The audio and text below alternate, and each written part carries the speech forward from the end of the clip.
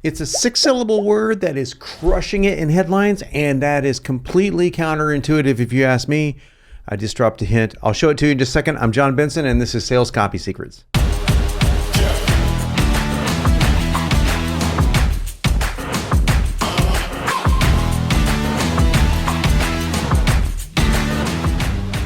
Welcome back to my video about the 6-syllable word. Words that you should never use, really, in copywriting, let alone in a freaking headline, that is crushing it for a lot of people in a lot of different places. Just all of a sudden, this happens in copywriting. It does. It just happens in marketing. Somebody will do something weird or break a rule, kind of like this guy, really handsome guy. He's, identical twin brother, Christian Bale and John Hamm. I mean, it's virtually impossible to tell the three of them apart, but far smarter and wiser in many ways, and modest too. He invented the video sales letter, which in 2006 was considered heresy. I mean, burn him at the stake.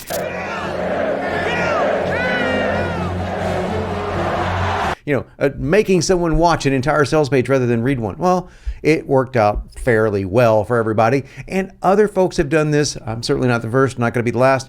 Well, this is a much smaller version of this, and that is using the word counterintuitive, okay? Counterintuitive. I'm going to spell it for you in case you can't, because I probably can't, but I'll spell it for you when I show you the page that we're going to dissect and where we got it from, because this is actually a template that was written, if I'm not mistaken, it might be in Funnel Scripts. It might be in another scripting package. I believe Jim Edwards wrote it, but I'm not sure.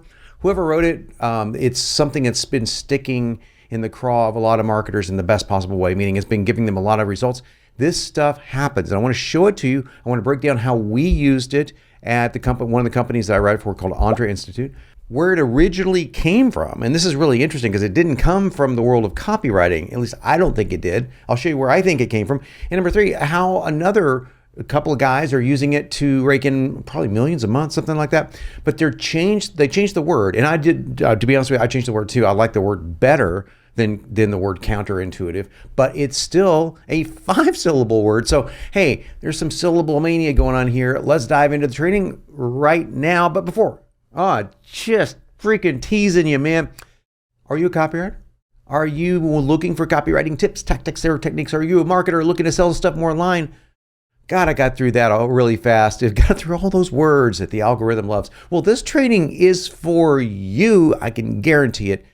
Now let's dive into it. Okay, on the screen, you see a headline of a sales page that is actually coming out next week. So you guys are getting a sneak peek of this. And you will see right here, new training reveals the counterintuitive success path I followed. Now, don't worry about the rest of the copy. Success path I followed, if I'm my boss. We're actually playing around with different ways of wording this. So that headline is going to change a lot. But the word counterintuitive is the common denominator word across all of these templates. Now, in the original template, I'm not sure if Jim wrote it or whomever wrote it, if they put the word counterintuitive, because I've never seen it.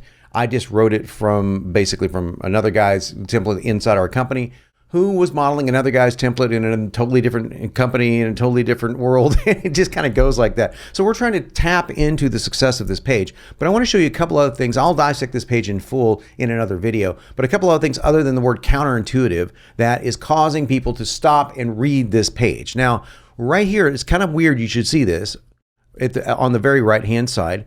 Right here you can buy, right here you can start the buying process. That's good, that's good. But this is the weird part to me, and I'll show you this is in another page, is having what is the product right off the bat is strange. Now, I'm gonna also talk about why I think this works better on another page. Let me go over to this other page right now. Now, this is a page that we are actually going to be more closely to model. The page I'm showing you right here is not even finished yet. So it's going to look more like this, where the video is playing in the background. We're going to use Vidalytics. That's the video player that I like to use to do that. Now, the guy doing this, I just know his name is Chance. I don't know him personally, but notice the typical TikTok kind of style video that they're playing. He's recording this on his mobile phone, which I think is excellent.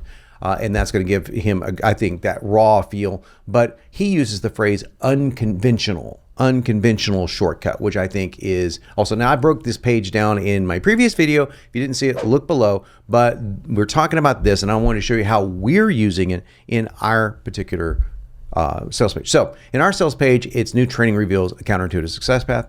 Notice in his, what is an officeless agency? Well, that's the hook.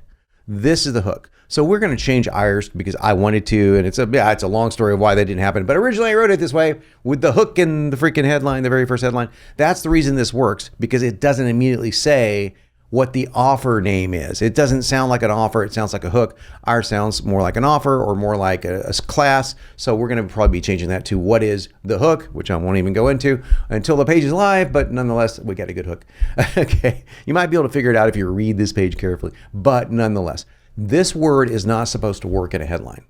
All right. I recommend going against, I don't even like 4-syllable words if I can avoid it, So I like the new training reveals the counter sex path.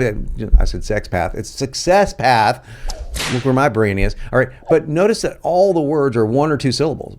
Fire my boss, dig myself out of crippling. That's a 3-syllable word. Crippling debt. Now, crippling is a great word. I didn't actually write that version of it. My partner here at Entre, and crippling debt, I really like that phrase, so I kept it because it gives you this feeling. Again, you want to use juicy verbs, and you want to use juicy adjectives and adverbs and things like that. So things that will really make the user go, wow, that sticks out, and I've got to stop and read that. That's what this headline is doing. So we are breaking a little ground here, looking at these 2 different styles of headlines that are almost identically the same. I mean, I think he's using quotation marks because I'm not, because I'm quoting something here, but nonetheless, pretty close to the same, right?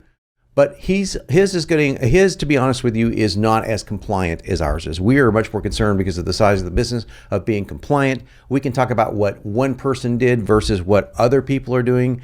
100 real people are getting paid every single month. That's not going to hold compliance very long. And even though I personally think that's perfectly fine to say, especially if it's true and you can prove it, it's still questionable for compliance. So don't look at this as far as a compliance issue. You can look at ours if you want, because this has gone through compliance. But the point is, you can use words like counterintuitive to create a pattern interrupt. In other words, it sticks out at you because it is 6 syllables long. Now, you wouldn't want to use a word that's 6 syllables long that people never heard of, but counterintuitive is in the pop culture, and I'm going to tell you why.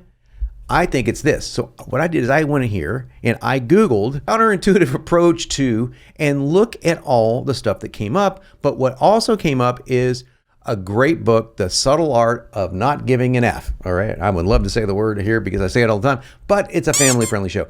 A counterintuitive approach to, okay, you're right.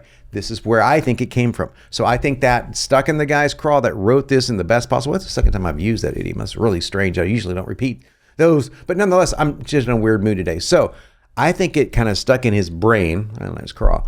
And he said, hey, this is a great word. I'm going to use it. I'm going to try it in a headline because so many people are reading this book. People love this book. So he used it. So I'm going to give you the idea behind the idea.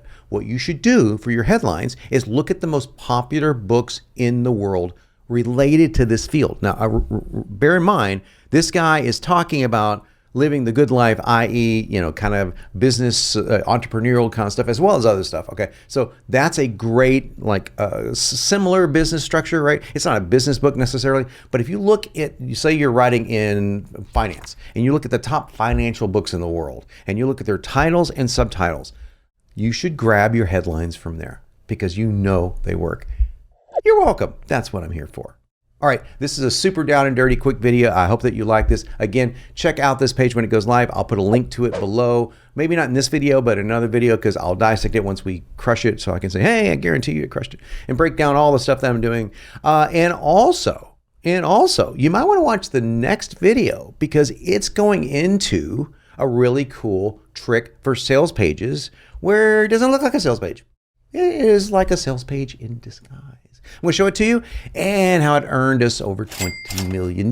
So that's really kind of cool. Until next time, I'm John Benson, and I'm here to help make you unignorable.